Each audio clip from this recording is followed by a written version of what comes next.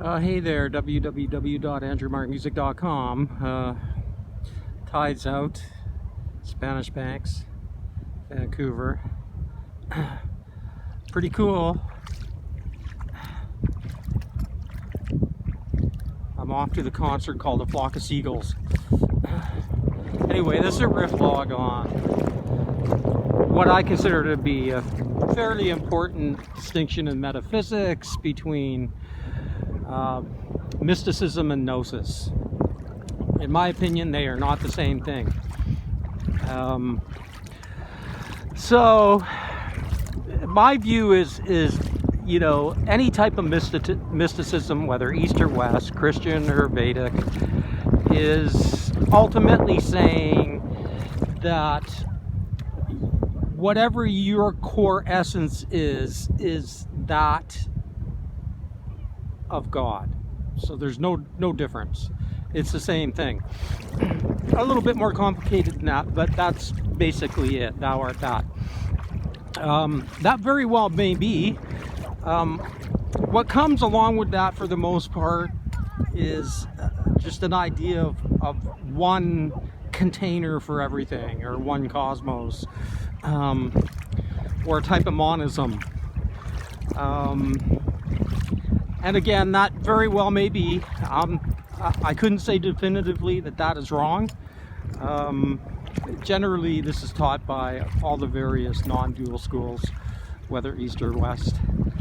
But gnosis is different.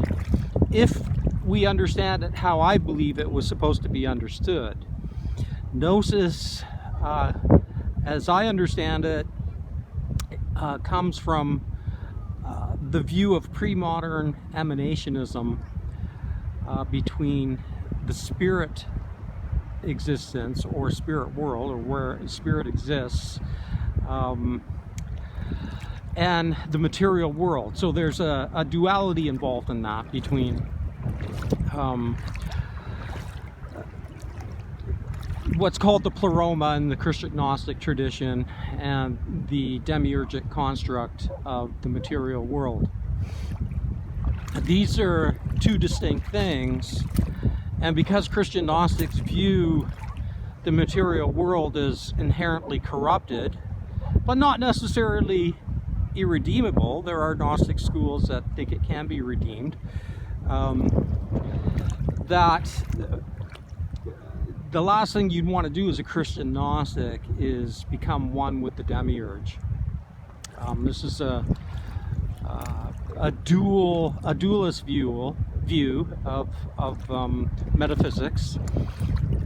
It could be wrong, but that's the school and the camp I sit in.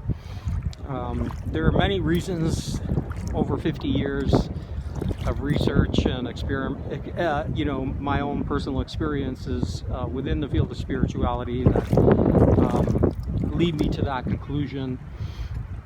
About 2,000 years ago, this particular issue got really nasty because the Demiurge got tied into the Old Testament God Yahweh, and it's just been basically exceedingly problematic ever since. But one could argue that might also be, you know, some evidence that there's something to this view when something is so vehemently fought against and rejected, you know, aka the Gnostics versus the Platonists or the Neoplatonists. You know, I've said about Ken Wilber that some of the antagonisms that may exist might be more than archetypal. They might have to go back. They might go back to this, you know, original antagonism between the Gnostics and the Neoplatonists. But be that as it may, there is no one definitive school within these type of, you know, basically, if you're seeking spirituality, and you know, what is the nature of reality, what's the nature of truth, well, you know, there's just not one simple answer. There's many different views on this.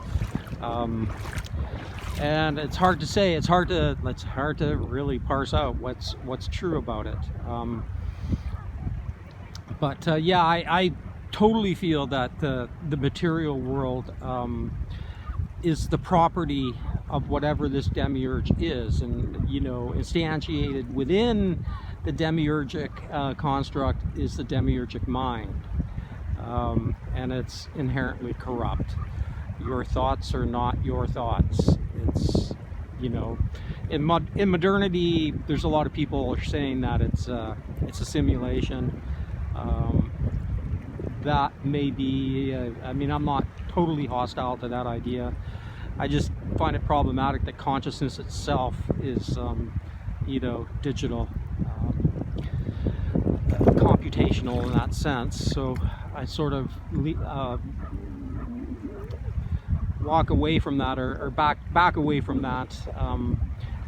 It's the same with strict idealism. Like, I get the subjective, objective divide. I understand that, but I still think this place is real. Material existence is real. But how I know that certainly is through subjectivity. That debate I kind of really not too interested in per se. I'm more interested in how to get out of this demiurgic time loop, this block universe, this determinism of the reincarnation loop that we're trapped in. That's been my efforts, and I don't have definitive answers to that. I only have suspicions, and the one thing I always say to people, like, just don't break the golden rule. And I don't think it's an accident that capitalism, the very foundations of capitalism, are breaking the golden rule, mass coercion, exploitation, corruption. In my opinion, that's all to keep you trapped here. Anyway, involuntary van life, living on the Spanish banks of Vancouver. When I got here in the summer of 1979, I lived on these beaches for 3 months.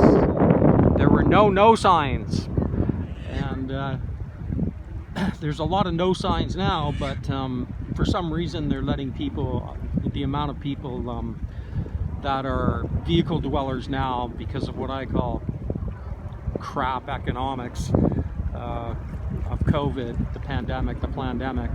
Yeah. At some point, all the coincidences can't be just dismissed, that every single thing to do with the corporate fascist agenda worldwide just happened to work out totally fine for them. It's like, you know, at what point you just stop saying, oh, it's a conspiracy theory and it's just coincidental. No, it's not coincidental. It's not a conspiracy either. It's just what happened.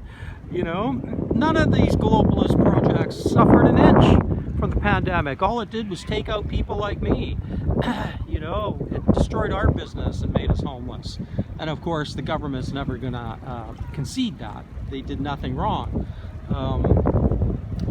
In fact, they misdirected by, if you've ever been to any of these native reserves, you know, there's overwhelming amount of them are just like so terrible.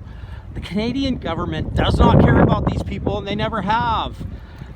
So to misdirect away about all the people they destroyed this time, they started talking about what they did 150 years ago. It's just complete cynicism on the part of the government. Very, very nasty policy. Anyway, tide's coming in. I'm going back. So yeah, you stay well. AndrewMartinmusic.com. Mysticism is not gnosis. I went down to the crossroads, I saw